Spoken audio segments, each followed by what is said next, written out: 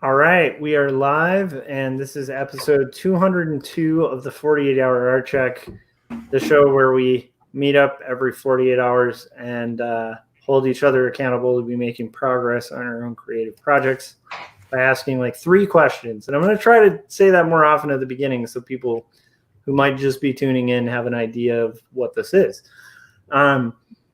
So let's jump into it. What'd you guys get done? What'd you get done since our last art check? I can go first because I don't have a ton. So I figured out the mechanics of one of the vehicles in my next animation.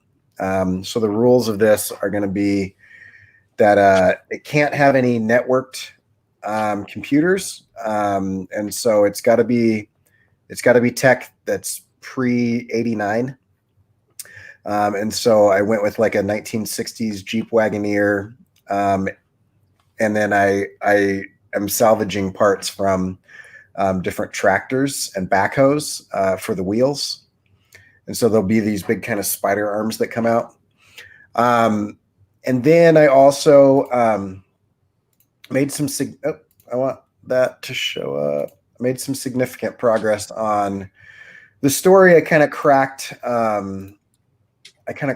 what a lot of the problems were that I was having before.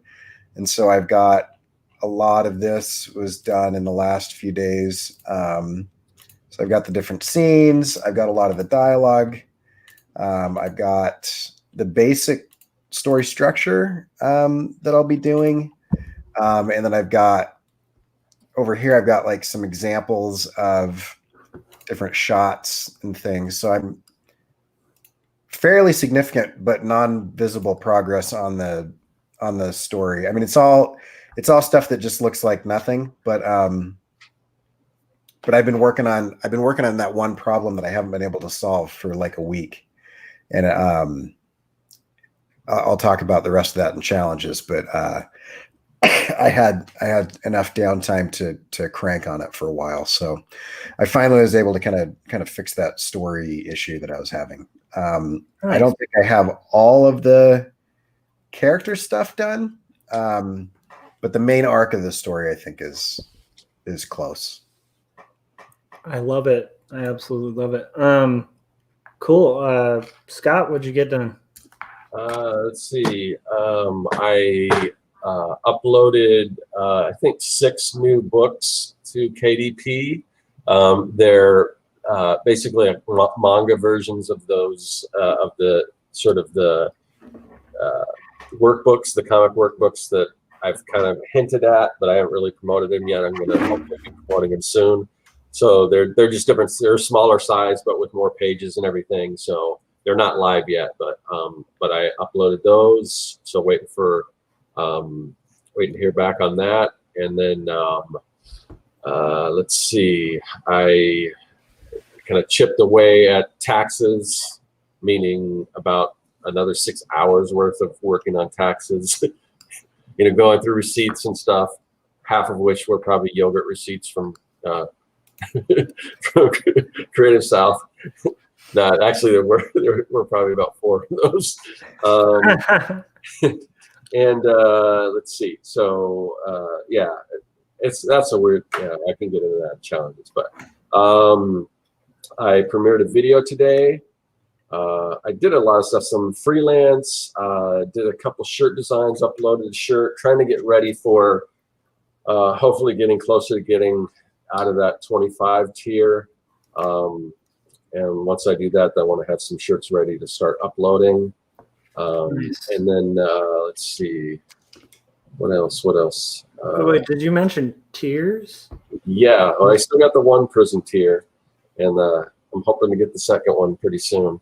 Let's see, and I did upload a new shirt, so I uploaded just my own logo kind of design. I don't know how well that'll sell, but I just wanted it for myself, so I did that one. That one I did on a premium tee, which is a little bit more. I think because I got them priced to sell, so the regular ones are like 14. I think I priced this one at 16.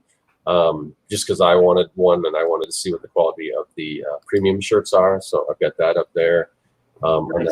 yeah, I don't know if we get that link for that, but and then what else? There's something else I wanted to mention. Oh yeah, I've also been working on, just basically today I've been working on some designs for some coloring books for KDP. So trying to figure out a way to do that so I can get like sort of multiple uses out of these drawings. So I'm designing in such a way where I can strip certain parts out and kind of rebuild them and stuff. So Nice. so we'll see how that goes. But I'm just getting started on that right now. So yeah, that's pretty much it. I'm sure there's more, but yeah. Cool. I was trying for a second to figure out how to share video on here that's from my Facebook, but I don't think I can. So You can share the tab. the tab? Yeah, if you just open it up in the browser, then you can share your tab. I don't know. Let me see if I can pull that up. I just don't want to bore people. You talking about your show? Yeah, well, anyhow, so I played some rock and roll. While I figure out technology, I don't want everybody to have to wait. So I played a rock and roll show at the Trap, which I had been told was was renamed, and then it actually ended up not being renamed. But so it's still the old Trap. So it's a legit biker bar, which is funny because some of our songs lean a little left politically, and there was one song in particular where I had a couple bikers looking pretty pissed off, but we survived and lived through it, which was kind of awesome. And got some free beer out of it, so it was a good show. And then actually on that note, like a friend of mine works at at like UC Irvine's public radio station, and so I finally solidified like booking a live radio thing that we're gonna do. I guess we're pre-taping on like the 8th, and then it should run like the preceding week. So when that's coming up, I'll let everybody know. But that was cool. But that, like, it's weird setting up the logistics of that kind of thing takes a lot of time. Strangely enough. So that was all band stuff. And then I think outside of that, like, worked out some financial stuff where I have my tax forms from my tax guy that I are like, it's like a list of all the things I need to compile before we have our appointment. So so that is something I started on, but for anybody who like deals with the logistics of freelance on taxes, it can be time consuming to kind of file and fill out. So we started carving at that. And then I made progress, and this doesn't seem like a lot of progress, but I found this information, and this will tie into struggles or like whatever hardships we face like on the way. It is amazing. This is just basic data that you should be able to call a printer or get on their website within like 5 minutes. And it literally took me almost 4 to 6 hours to find this. And that's just a testament to how well that site is built. Because whenever you're looking for stats, initially it just kind of directs you to a template link. Well, we'll get into that on hardships and stuff. Pretty much reiterating some of the stuff we talked about last week. So anyhow, what trials and tribulations did you guys face? What challenges did you hit? Mine is really simple. I have been overtaken by a cold. So I had influenza a little while ago. Not that long ago. Yeah. And I don't know if that just weakened me for like the common cold, but I got a cold. But it was like a really bad one. And so I skipped a trip. My wife took Maddox, and Scarlett stayed here. So it was just Scarlett and I was basically just unconscious for most of the last 3 days. I would wake up enough to take more NyQuil and then go back to sleep. So it was pretty bad. It was fairly terrible most of the time. I'm just now kind of coming out of it. I'm hoping to be good enough to go to work tomorrow. But I did not have a significant amount of time to work on things like I had hoped because I was sick. So yeah, that's pretty much it. Yeah, that's the main thing for me. it's one of the more frustrating ones that come up inevitably, I think, for everyone is like, your health, when that's screwed for a little bit, it's like there's not much you can do, which is annoying. So much out of your control, Yeah, I have 2 routes I can take typically. Oh, boom. Yeah, it's a new mutant strain of coronavirus that I've got 2 routes I can take. One is pretend like I'm not sick and work myself to death, and then it just means that I'm just sick for like months. Or 2 is I just put myself into like a NyQuil induced coma for a couple days, and then I get better pretty quickly. So, but I'm tired of it. Pretty sick of being sick. So, hopefully this is it for the season. Yeah. I don't know. We'll see. So, I mean, I have kids that are of that age that they're going to come in contact with everything that the community has and bring it into my house. So, yep. So that's fun. Yeah. So anyway, that's it though. I don't want to talk about it too long. I'm sick. So I'm curious when that goes with the kids' age thing. I think like my son, especially when he started kindergarten, it's like just like one kid in the class, and then it's every family that the kids in it, every kid in that class. Yeah. And then it'll travel around the work because everybody else has kids, and right. It's crazy. One strong reason to not have kids: if you don't want to get sick, don't have kids. Yeah. But there's a million reasons to have kids that counterbalance that. But anyhow, Scott, what about you? What did you hit for challenges? Challenges. Let's see. So just the taxes are always a challenge because I guess I could probably be a little more proactive and organize stuff a little better as I go instead of the way I do it. But yeah, I mean, I've spent probably a total of maybe 10 hours on this stuff, and it's just, it's like you do all this work just so you can hand it over to the CPA, and he can add it up and charge you $400 or whatever it is. Yeah. But I mean, they will save me more than that. So I mean, but still, it's like it's just a ton of work. So before you guys must have the wrong CPA. I love my CPA. Literally everything I do, I just take a picture of the receipt, or if I get a thing in the mail that says this is for taxes, I take a picture of that. I email him that picture, and I never think about it again. And then at the end, I'm like, "Do you need anything from me?" He's like, "Yeah, we're missing this," and then I send him that, and that's it. See, you're responsible though. See, like for me, what I do is pile my receipts until the end of the year, and then I have to total them, send him the total. And then for me, it's like there's a stack of things. And also I think because it's like I freelance like for a lot of different clients. Yeah. It's like there's a diverse amount of like W-2s and like 1099s and all that nonsense that I have to like scrounge up. But it's like I don't blame that on my CPA so much as I blame that on like I'm the guy who I don't pay my estimates every year, and then around April I'm like, boy, I should have paid my estimates, but it varies so much it's hard to estimate. So it's like usually if I pay an estimate, it's like I way overpay or way underpay. I took a screenshot of this the other day. That is my wife's phone. And she has 861 unread emails.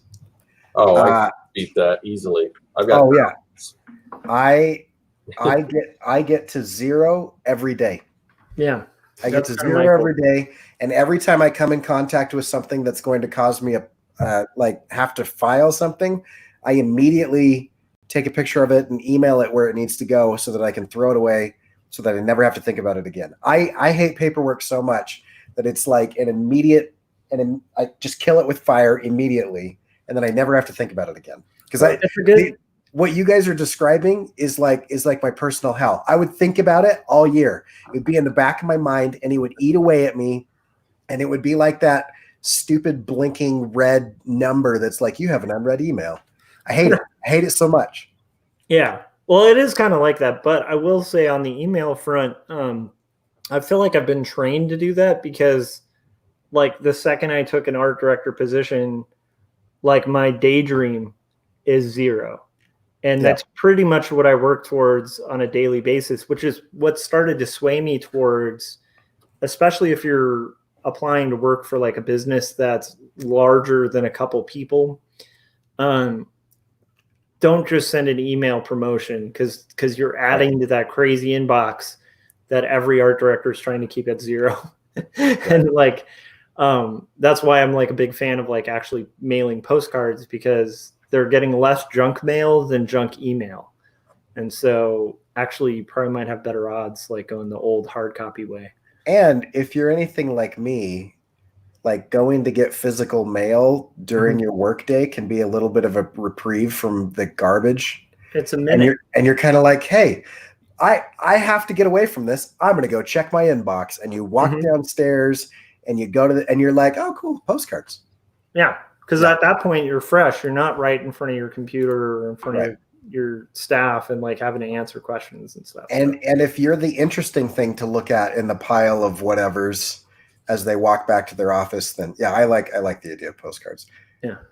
So anyway, you know what I do for that giant number of email, I take that.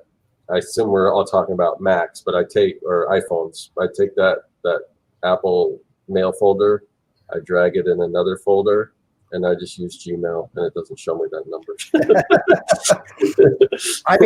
I mean, in all seriousness, I have 9 emails that go to my phone, and they are like degrees of hell, like the inner circle. Anyway, so like I, like only people that I know through this thing will get this specific email, and only people that I know through this. And so there's one of my emails that I just about once a week I go through and just delete and or mass mark as read most everything. But the rest of them, I'm usually on top of it. Some of my students that have emailed me and waited a day or two to hear back from me are like, no, you're not. But I try really hard. Yeah, and it's and actually a tip with that too is like because a lot of people don't do this when they're doing email, but like use like labeling and color coding to your advantage when it comes to keeping a clean inbox and a good record, especially if you're freelance, because you need all email exchanges between clients because a lot of that is contractual and it's written, and so you don't want to like delete it and then be like, remember when we negotiated this change to the contract and we were going to write it to the contract? If you have that written email, it's not as hard as a contract, but it's still enforceable by law, like having it written. It also helps if there's any kind of confusion about it where it's like, I didn't say that. And you're like, no, you did. Here's where you said it. And if you're a crazy person like me, you will screenshot that email and add it to a layer on the project that you're doing for that person. Because then you have it in the PSD file or in the AI file, and then it's brilliant. It's all in the same spot. And then that's your working file, not your client submission file. Yep. Yeah. That's smart. Actually, that's really smart. I never even thought to do that, but I like it. Well, if you're doing everything on your iPad, which is I'm kind of moving towards that, except for animation. It's just, you push 2 buttons, it screenshots it, drops it into your photo thing, and then you go back to working on it, and you just put it on an invisible layer in the whatever program you're working on. I love it. How did we get on this? I don't know. Long tangent about emails. So, okay, other than about taxes. Scott, so you worked on taxes. That was the majority of like the challenge was like getting to that was a big part of it. Other things like you guys had it kind of went on a rant about KDP. Having some issues like earlier, I dealt with the same thing, trying to figure out the margins for what I was working on and everything. And I just kind of guessed. So we'll have to see what happens. I think I gave it enough to be safe because I'm not doing bleeds or anything. But I got 2 of my books sent back saying that there was another publisher with this content, and then I had to prove that it was mine. So I'm curious what other publisher has my content. So I don't know. Well, they might have also, the algorithm might be crossing it with some of the other content that's similar that you yourself have uploaded. Publisher. So, but it gave me instructions on what to do. It says click on this button with these ellipses or whatever. So I go to do that, and the button wasn't clickable. So I sent him an email, and then I got the email back saying, "Oh, it's good. It's good to go." So I don't know what that was all about. I'll tell you what it's all about. KDP this is my favorite analogy for stuff like this. It's if you took all of the nasty, rotting, kitchen scraps, and and you leave it in the garbage can in the hot sun for a little while. Then you just douse that in gasoline. You light it on fire, and you turn it sideways, and you kick it down a hill. So it's now flaming, stinky garbage that's just spewing down. That's as far as I can tell how KDP was built. The code was, I think, as organized as rotting fruit on fire spewing out of a garbage can falling down a hill. Oh man, I love it. That's a perfect analogy for my experience with them so far. So everything that I clicked on brought me. I would say I've got about a 60% chance of going to a dead link or something that makes no sense. Yeah, or an infinite loop of, oh, if you need to know this, click here. And then I click there, and it doesn't tell me what I need to know. And then it says, oh, if you need to know this, click here. And it takes me back to the first place. Yeah. Oh, yeah. No, I ended up on the front, just KDP page a million times. And then for some reason, it has you re-log on the second you're on the front. Oh, right. It's the weirdest design ever. It's like we're Amazon. We're tracking your every move, and we're paying people to listen to your conversations in your home. But we don't have the ability to have a cookie to remember that you've logged in already. We can facially recognize every single user, but we can't design a simple link between a button and a downloadable PDF. One of the most basic things to do in programming. Okay, so I think Amazon made me sick. So that ties into kind of one other thing, real quick. Oh, go ahead. So like I said, I uploaded another shirt, and I got a rejected again. And I learned a couple other keywords that you can't use on a T-shirt. One is you can't use the word brand because there is a clothing brand called Brand. So I put somewhere like Circworks brand merchandise or something. So I can't use that. Also, I can't use Mad Science because somebody has that for a T-shirt. So luckily, because I had 2 designs. One said Mad Science Supply, and then one had URL. But since the URL is all together in one stream, madsciencesupplycompany.com, it's okay. So, but yeah, and I own that URL too. So, yeah, it's just stupid. Yeah. Blinded by science. I mean, it's going to get to the point where, what can you say? Because, and I've gone through this before, but a lot of this stuff isn't even on the shirt. It's just you saying the word brand in your description. Well, I mean, we are heading. If you've got a brand, like if you're Disney, maybe they get a pass or whatever because Disney's on there. But if they say official Disney brand or something like that, can they say that? Probably, but I don't know. I'll tell you that we are heading towards the event horizon. We are heading towards a place where it will be illegal to make anything new.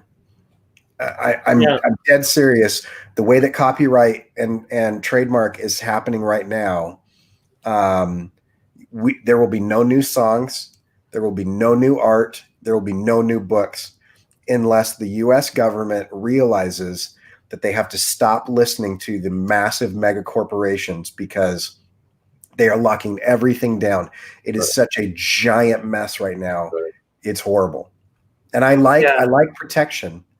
But it's kind of like I went to a security seminar recently. This sounds like the most boring premise for a story ever, and I will not disappoint. It is the most boring story ever. But I went to a security seminar talking about how to secure your data, right? And so the guy said, it's a bunch of faculty, a bunch of professors sitting in a room. Not everyone teaches technology. All very smart people, but smart in different areas, right? And so, yeah, there we go. Here we go. Buckle up. And so there were questions that made me laugh because I am technologically savvy in a lot of areas. But the guy that was teaching the seminar finally said, listen, here's the deal. You continue to ask me, will I be safe if, or can I protect myself if? And the only system that is the only computer that is completely safe from being hacked is a computer that is unplugged from the wall, has the power source removed, is bricked in concrete and buried in your basement underneath the foundation of your home. He's like, there's no other way to 100% completely protect your system. And that's the problem with copyright and trademark and intellectual property right now, is we're trying to lock it down so much that it's no longer usable for the masses and it's not beneficial to society. Yeah, like, I could see that. Mickey Mouse needs to be public domain. And I know that Disney hates this. And hey, Disney, come at me. I'm not going to use Mickey, but come at me because you're wrong. And you've ruined it for everybody. Not either of these guys. What are you going to take? My house? I don't care. Whatever. Like, you're wrong and you've ruined it for everybody. They have taken public domain content, built a business on public domain content, and then sued the crap out of anybody who tries to touch the existing public domain content that they've already created. Yeah. And then bought Congress and lobbied Congress to extend copyright and intellectual property beyond the natural life of when it is useful into over 100 years. Past the life of the creator plus 70 years is multi-generational copyright protection. Who does that benefit? It only benefits giant corporations. It does not benefit, except for the very rare case, it does not benefit the individual creator, which is constitutionally the entire purpose of copyright.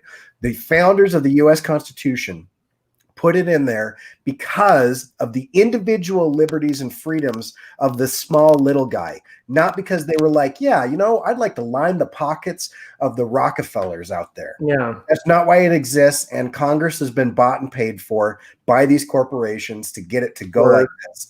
And because it's happening again, and that Steamboat Willie and Mickey Mouse and all the Duckverse and all that are coming up for copyright soon, you're going to see it change again. I don't know. Go vote on Super Tuesday. I don't know where I'm headed with this. About it, no, I like it. And actually, I think, it extends to patents as well. I mean, there's medication that would be $6, except that a giant corporation patented medications that are based on research that was funded by taxpayers and then patented it. So they've patented a product that came out of all three of us and every citizen of this country for like the cure for AIDS, basically. And so now they charge I think it's gone down from the $7,000 they were charging initially to about $2,000, and you have to take it once a month. But if you go to a country like Australia, where it's generic, it's $6, $7. So it is definitely like this issue transcends art, and it comes down to really a need for bounds of reason within law, and that actually ties into that thing Corey and I always talk about that younger people are really uncomfortable with, which is not everything's black and white. If you make things too black and white, it gets rid of ambiguity and it creates absurd extremes that don't make sense. Right. So because they need to kind of rework it to where there's a little bit of common reason involved in copyright law. Because the $6 thing is also an extreme because it is expensive to produce that type. And so you know, Oh, yeah. in this case, obviously the U.S. taxpayer footed the bill, but you know, anyway, there's nuance to that. I feel like you're baiting me into going no. That's arguing with myself more. But yeah, I'll argue the capitalist side of it tomorrow. Okay, I love it. I am down. I'll get all social and crazy. So I'm of two minds on politics. Yeah, me too. Actually, weirdly enough. So anyhow, so the thing that I was thinking of bringing up, and we'll be brief on it, I guess, but it was just something that came to mind when I had like a clear like 6 hours or so to work on my personal projects, and that's a good chunk of time that I don't really get very often, like that kind of window of time. So if you're out there and you're like single and you have an entire day off, like in the week with that you're able to clear of plans, like please don't say you don't have time. Like that's time. Like a Saturday is time. Right. But anyhow, so sometimes you work that time out and you end up with like, I'm expecting that I'll have a template made, that I'll start setting actions for my main pages to start migrating them into the template. And this is what I end up with. So I thought like, oh, I'll be done with like half my formatting, which by the way, I know I won't be done with because book formatting takes a nightmarish amount of time. But that's what I ended up with. And it's very frustrating. And it's less frustrating now than when I was younger, when I would have these set plans and these allotted amounts of time, and certain things, unexpected things would come up that were not part of the plan that kind of curveballed the whole plan. And I've realized like that's kind of part of the process, but I was wondering if is that frustrating for you guys? Well, first, I guess, do you guys experience that? B, if you do, is it frustrating? And then C, what's your method of kind of dealing with that kind of thing? Yeah. Does that make sense? I deal with that pretty much every day. Because I actually had a phone call today with one of my patrons, and he was kind of asking me some interview questions about like productivity and stuff like that, or basically what the day in my life as a cartoonist is or whatever. So I was talking about how I use Trello to kind of organize stuff, and I'll have all this stuff up there, you know, and it doesn't matter how productive I am. It's just like I never am able to get all the stuff done that I think that I can in a day. So yeah. For me, it's just dragging that board over to it the next day, and then the next day, or you know, and chipping away at stuff like that. So, but yeah, it's difficult, and sometimes it's not even something crazy that comes up. It's just me thinking I can get more done than I can. Yeah. Even though I think I'm pretty good at knowing how long something will take me or not, but I don't know. It's difficult. I dealt with that today. Like I was going to work on my newsletter and I didn't get around to that. So, but yeah, I don't know. Yeah, I kind of feel like I relate to that a lot because I definitely feel like this is more of like a daily occurrence than just kind of like a one-off. And I'm pretty good at back planning and measuring my own productivity too, but I can't seem to just get that magic, that crystal ball that will allow me to really see in real time, like what it's going to be. I don't know. Corey, what about you? Yeah, I don't know. I can't remember what the principle is called, but there's that idea that the amount of time you give something is the amount of time it will take to do that thing. I think it's Parkinson or Parson or something like that. Parkinson's law or something. It is a P. I know it's like a disease also or something, I think. Yeah. But there's a little bit of that, right? If I've got all evening to work on something, it's going to take me all evening, right? If I've got an hour to work on something, it's going to take me an hour. There's a little bit of that, but there's also like just the physical realities of, like physics exist. There's a certain amount of time that certain things take. Estimating time is super frustrating. And then dealing with stupidity drives me nuts. And that's kind of like where a lot of this is like, this, a wizard should know better. I'm just, the whole thing with KDP is I'm just like, you are a giant company. Yeah. The owner of your company, it's not worth his time, the time that it would take to stoop down to pick up like $1 million off the ground. Like if there's $1 million bill, he would lose money in the time it took him to pick that up. You can't pay somebody to think through your customer journey, like in the process, and they just keep track of these documents. So there's like the mental and emotional effort that it takes as I rant alone in my room to the ceiling, and that sounds stupid, but like if I don't do that, then I'm going to do that in traffic. And so there is kind of that toll, which compounds, especially when it's a simple thing that should be simple, and it's complex, and it's like needlessly complex and stupid. That is endlessly frustrating to me. But then along those lines, there are other things that they seem simple because you don't understand them. And so I just think of like when I was learning After Effects, it really shouldn't have taken me as long as it did. But like every time, I peeled off another layer, there was so much more that I didn't understand. And so every time I was like, oh yeah, I've got this, to crack this open and I'll understand it.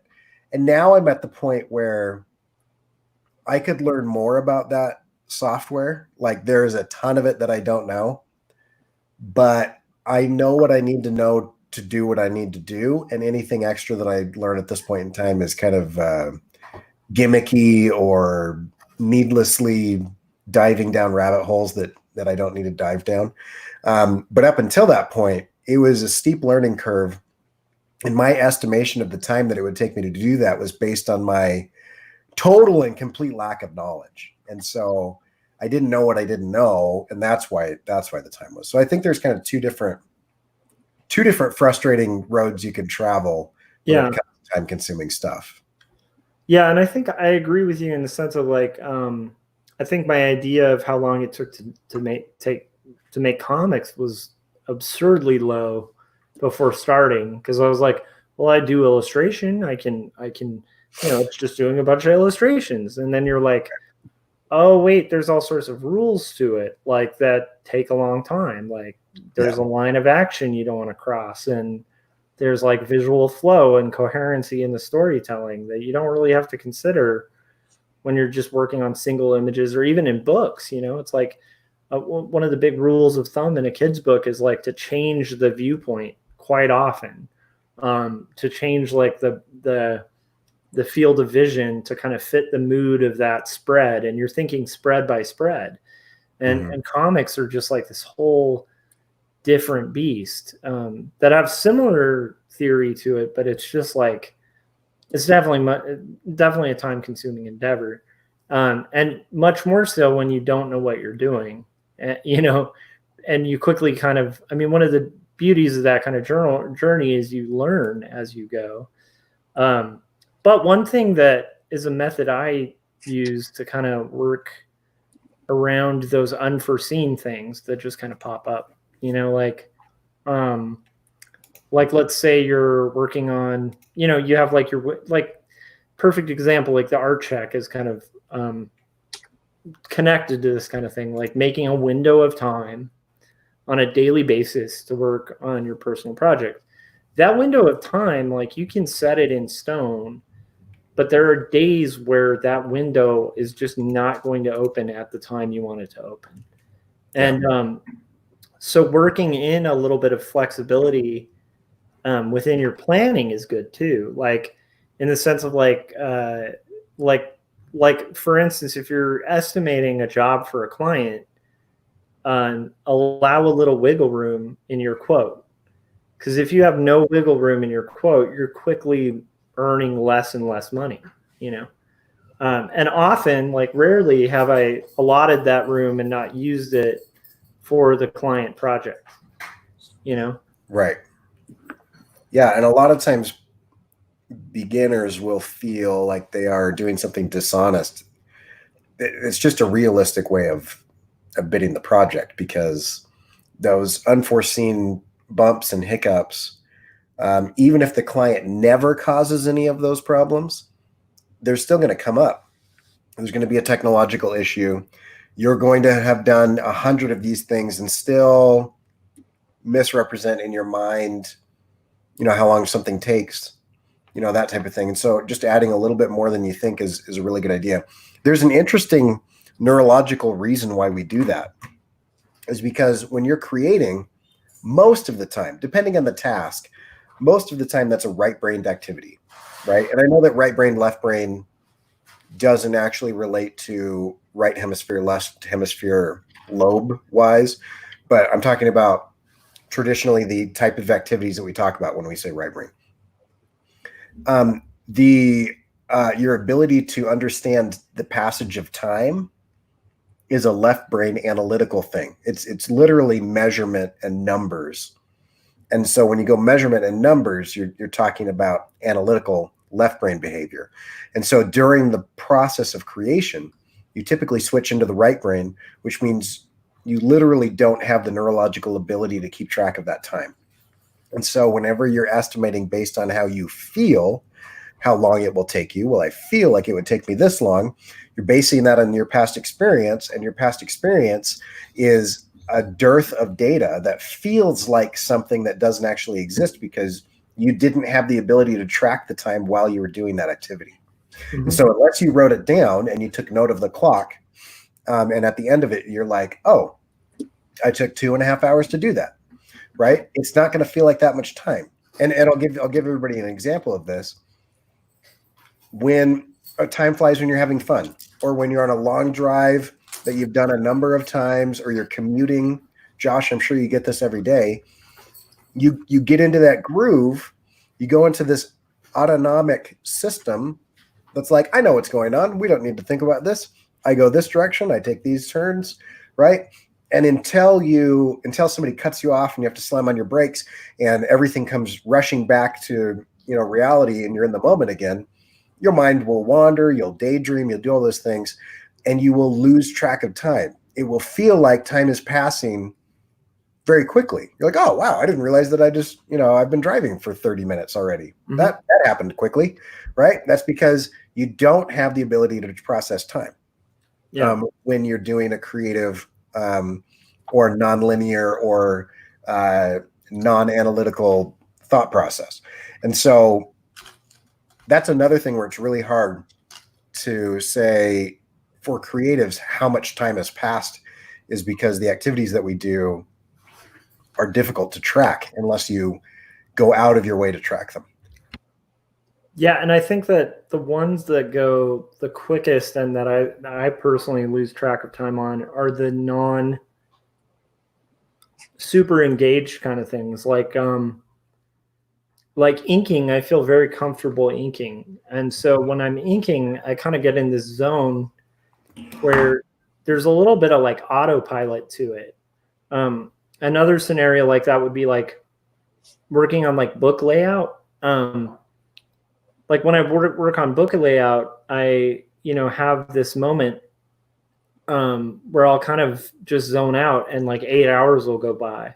Or if I'm working on video editing, it's very similar. Or editing music, same kind of thing. Where it's like you kind of get in this zone where you're looking at like wave file, like the waves on a layer, and you're just kind of clipping out stuff and editing, and time just flies really quick. I'm sure, Scott, you can attest to that. Like when you're editing video, is it pretty easy to kind of lose track of time and have like 5 hours fly by? Yeah.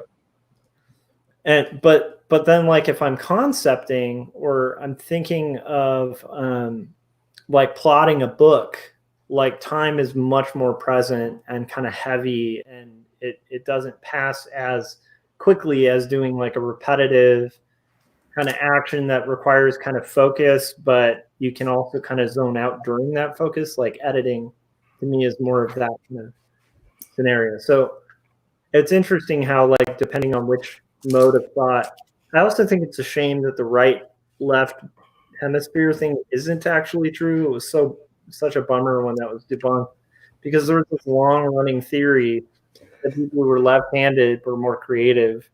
And that's why you had so many brilliant left-handed guitarists, because they're in touch with their right brain. Right. And that got thrown out the window. Yep. Speaking of estimating, I totally underestimated the number of cough drops that I would need during this. So I had to step out for a minute.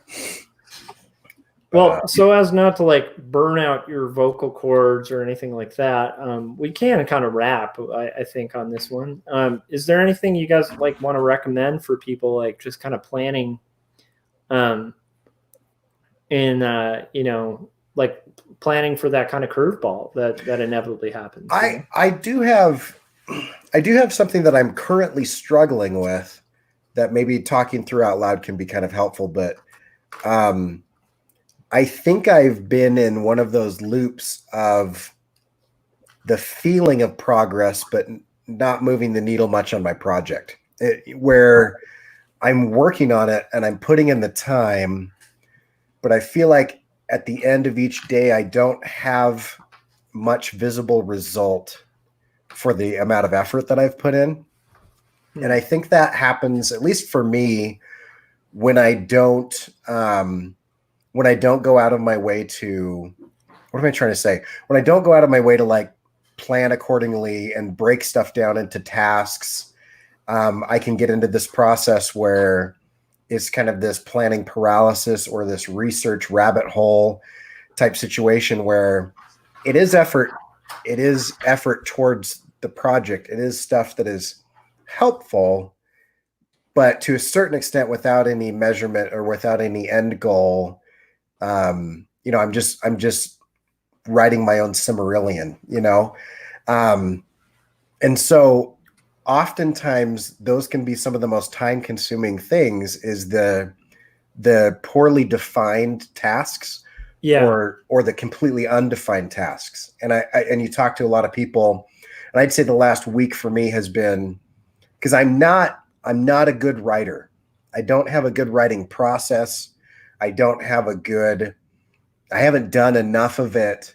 I'm a good communicator in writing, but when it comes to creative writing, I'm very green.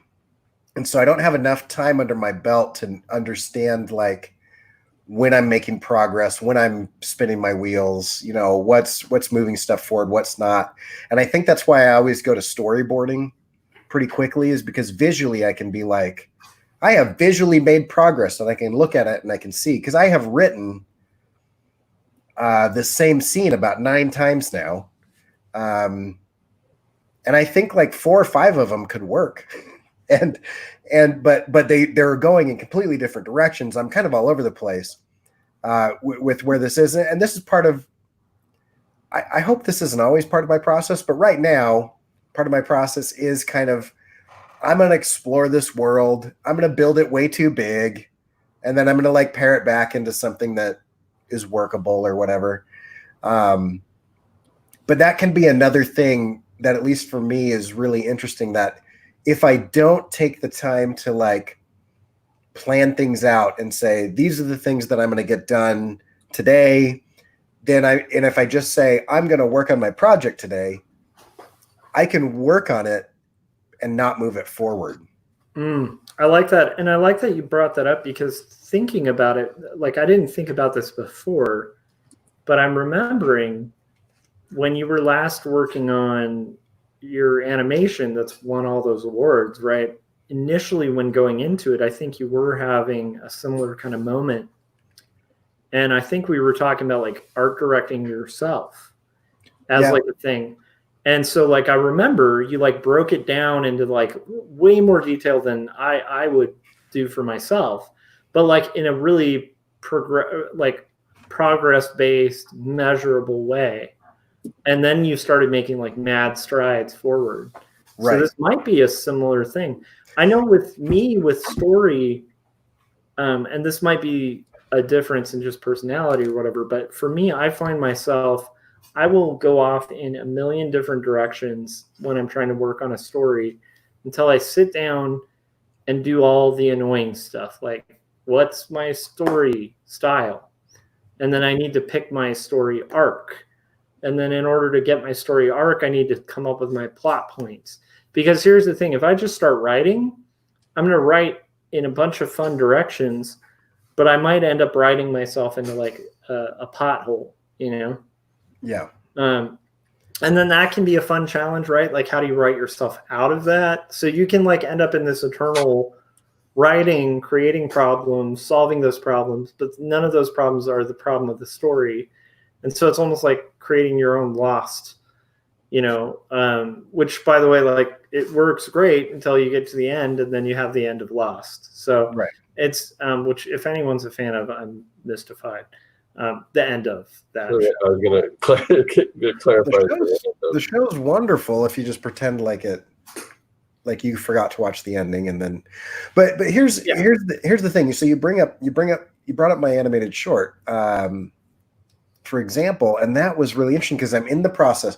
My animated short, I'll just tell you what it is. Basically, is there's a bug, and he's an artist and he writes a book. It doesn't sell, and then he really puts his heart into the book, and then he sells the rights to that book, and then it doesn't. He loses the rights and doesn't get paid, you know, like he feels like he should. It's a simple story. It's really straightforward. It was so complex and so convoluted at the beginning. I at first it wasn't even insects. I was going to do robots, and I was going to have a visual measurement of oil, and I built like an in-world currency of like different colored liquids that would mean different things, and you would see transactions happen as they would like. And I was trying to figure out how to show like batteries charging or gasoline being, or like all of these different transactional things to try to show like this value exchange. And so I was getting into like visual symbolism of microeconomics in this 2.5 minute short, right? And it was like, it was going to be the worst, most boring thing. So then I threw robots out the window, and I tried a couple, and I explored all of these different visual symbols that I could be able to get this across. And it's stupid, but this is the way creativity is sometimes. I did all of that to get to the point where one character hands another character a stack of money. And that was it. Yeah. That was like, it was really obvious. And so I think I'm kind of in that stage. I think I'm in that stage where I'm exploring all of the dumb ideas to kind of like, I tell my students this. It's so frustrating to go through it yourself. And when I'm on my high horse and I'm talking to my students, it's so easy for me to say, oh yeah, you just got to, you know, work through all the stupid ideas until you get to the good ones. But like, if you've got a really old house with rusty pipes and you're going to get a drink out of the tap, you turn the water on and you let it run for a while. So you run out all the bad water. You know, you run the water clear. It's going to be rusty and nasty at first. You run it until it's clear. Then you drink the clear water. And so I think you're right. I do need to art direct myself, and I do need to like get the planning down and everything.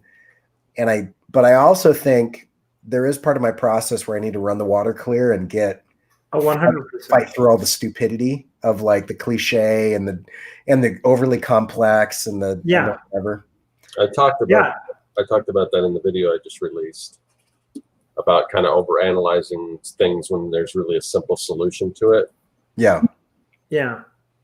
And I think, I mean, that's been my experience with like, especially t-shirt design. Like the era I was doing it was very based on concept, and not like concept that's just spelled out and written for you or whatever, but like, you know, like a concept that had something about it, like an aha kind of moment. And that's a really hard thing to do. And you stumble on these concepts that are really obvious, and those are usually the ones you want, or like the ones that are obvious and then you look and no one's done it. And it's like, well, if it's obvious and no one's done it, and if you stumble on an idea where you're like, somebody has to be doing this, that's usually a pretty good idea. Now, like, chances are somebody else is doing it. But if you happen to stumble upon an idea like that, that's like, just gives you this gut feeling like, well, someone must be doing this, and no one's doing it. That's a really good signal in the creative process that that's exactly where you need to head. And the darker side of yourself will be like, yeah, but that's obvious. And it's like, no. Like, I Heart New York was obvious. That's a brilliant design, and it's brilliant because it was obvious and no one had done it. And like, I can just slightly imagine the feeling that would have come across like Milton Glaser when he came across that idea. He was like, probably like, oh, that's obvious. That has to have been done. That's a really easy solution. Like, somebody has to have done that. Yeah. So I kind of feel like you're right in the sense of, because to arrive there, often I would fill a whole sketchbook and then I'd come up with one concept, but that would be a killer, like, best-selling concept. But it would take a whole sketchbook to get there. Right. But then what's weird is you also would have I'd have these days where I'd just get on a roll, and like, I'd have like I'd fill a sketchbook with great concepts. Mm-hmm. And then that day wouldn't come for another year of just that same process of like filling a whole sketchbook. Maybe I get one decent concept. So I get that, but I also really think as writers, we need to be cautious about, like, especially when we're writing, about the potential of the eternal loop, which I don't think you're there, Corey, because you haven't actually been doing the spaghetti at the wall stuff long enough to where I'd like want to intervene and be like, Corey, dude, come on. So how long is too long? Well, I think considering you're working on a longer project, I think you should take a little more time at this stage, because you want to be into what you're doing. Right. I would recommend, and you might already be there, but I'd probably figure out what structure you want to fit it into. Yeah. Because that'll be a map. Like, it's like right now you're on if you don't have that, it's kind of equivalent to like walking out in the woods, and the likelihood of finding your way out can be really like a matter of chance at that point. Right. Whereas if you have like a slight map, then when you're in the woods, you can start looking for those key things, and you have an idea of like destination. It doesn't have to be the clearest map, but just having some kind of structure. It's like the box, and I'm sure you've talked to creatives about this, but it's like, if you work at a business and you want to get the worst designs from people, don't give them any brief. Just say, hey, just make something cool. Make anything you want. Yeah, and that's like a almost surefire way to get the worst out of a creative, at least in a professional environment, because like creatives need a spark, and they need some direction in order to end up in it. And when you're working on personal projects, it's like, at least for me, I need that spark and I need that direction, so that when I'm doing the spaghetti at the wall thing, I don't go down like the dark path of the Silmarillion, which, by the way, as much as I'm bringing that up, and I've always brought it up because the guy I knew a couple guys in junior college who'd been working on a novel for 45 years or whatever, and they'd never left junior college. And that was like, it was just a backpack full of notes with no coherent structure, but they had a language and they had a million characters, and they knew like this fantasy world, and it's like they knew the world, but they didn't have any idea how to build it. So it's a fine balance between that and then being the actual Silmarillion, which like Tolkien arguably wouldn't have come up with Lord of the Rings without. So it's a fine line. It's just a lot of people aren't Tolkien, and some people are. And he didn't stick to in the first place. So yeah. The Silmarillion disagrees with the Lord of the Rings in a number of issues, but it's because those were his notes, man. Like his kid published that. That wasn't even a book he wanted to publish.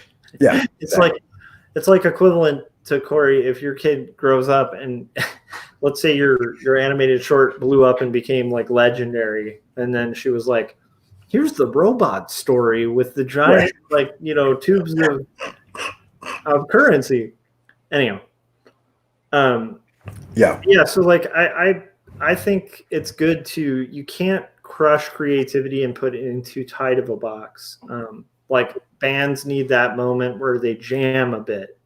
But if you just jam with no kind of underlying idea or objective, like objective is make a song. The objective is to make a song that's going to kind of sound like this. Then you can end up in this just kind of noise making session where you don't end up with a lot. Yeah. But, when you go in with a little bit of intention, it's like, you can come up with really weird stuff you wouldn't have thought to do were you not to have that moment where you're kind of in the moment and you're kind of feeling creativity and kind of making it happen. So I think it's just a balance. If you find yourself caught in that loop, then that might be a signal. Yeah, so I think we've clearly said two conflicting things, which is you should avoid ambiguity in creation, and you should embrace ambiguity in creation. So I agree with both of those statements. I do too, and I think that the ambiguity and the conflict of those two statements is kind of somewhere between there is where you're going to find like real groundbreaking stuff. Yeah, and I think it's really just, I think it's my inexperience in this process, and I think Dan Eckes, I think, said the 10th animation that I make is going to be great. I like that one. You know what I mean? Like it's going to be like, I got to get a few of these out, get a few of these done. So I gave myself. In 2012, I gave myself 10 years to get good at drawing, or I would give it up. So I'm 8 years into that. I'm gonna give myself 5 to 10 years to get proficient in animation, or I'll do something else. And so, in 5 years from now, I think I'll have I'll have 3 to 7 of these done, and I'll be very proficient at. And understand my process a lot. But I mean, yeah, I'm so green in it that it's not like an illustration. It's not like a comic. It's not like a prose. It's a different beast that I don't quite understand it yet. I'm one of the guys. Exciting? Oh yeah. Yeah. I think that's why I keep changing everything about everything. But it's just I'm just at that. I'm at that. At any Seth Godin says, the reason that we avoid being uncomfortable or trying new things is because by definition, when we're new to something, we are momentarily incompetent, and nobody likes feeling incompetent. And so I've come to embrace the feeling of being incompetent, but I don't want to embrace it so much that becomes a crutch. So I'm trying to be self-aware enough to know how long to stay in this space before I move on. And I don't have enough experience to trust my gut yet. Yeah. So anyway, it's an interesting part of the process to be in. Well, I like it, and I think it really does depend on the style of writer you are. Like for me, from my experience in writing, which is equally like not as like I'm way more experienced in drawing than I am in writing. Right. I've spent a whole lifetime drawing. I have written a lot, but not like I didn't go to college to study writing. Right. But one thing that I've learned from my brief experience about myself is like I'm one of those guys who I need structure in my story. If I don't have the structure of my story, I end up all over the place. Once I figure out like my arc, it's a lot more boring at the very beginning stages. But then when you fill in the gaps, it becomes really fun and creative and free. So it's kind of like a moment of like getting from point A to point B becomes the creative part where you can kind of riff and be free, but it's almost like knowing your basic, like it's kind of like jamming and being like, we're going to play in the key of C. Like you have an idea of like what notes you're limited to. And in that case, it gives you a lot of freedom to riff. So But I also have a lot of friends who write like in totally different ways. I mean, notoriously, like Jack Kerouac wrote On the Road in like a week on a bender and just wrote it on a long sheet, like just he had like a big roll of typing paper. And by the end, like the sheet without being torn was on the road. And it's not everybody, but there's different styles to it, and equally good work from it. So, but yeah, I don't know, Corey, you strike me as like a kind of in between on that. I think you need a bit of structure. I think you can't handcuff yourself, because if you do that, I think you aren't going to get your best creativity. But I do think you need a bit of structure. So to me, I don't know. I think if it's like 2 weeks from now, yeah. but it depends, because world building is important too. So I mean, like Pixar, right? They have like that whole blue sky theory, and it creates really brilliant work. And I think if you cut those like blue sky sessions out of that whole process, I think you'd have much worse stuff coming out of that studio. That'd be really hack and formulaic. And I think a lot of their competitors like maybe animate equally well, but storytelling wise tend to be a little more, based just on the fart joke or whatever, and not on the story. So yeah, I like it. And then you got to balance that with the fact that they have hundreds of people producing something rather than one. So there's yeah, and they have deadlines. So I mean that's the catch too. So yeah, I don't know. Scott, anything to chime in on with that? Like anything further?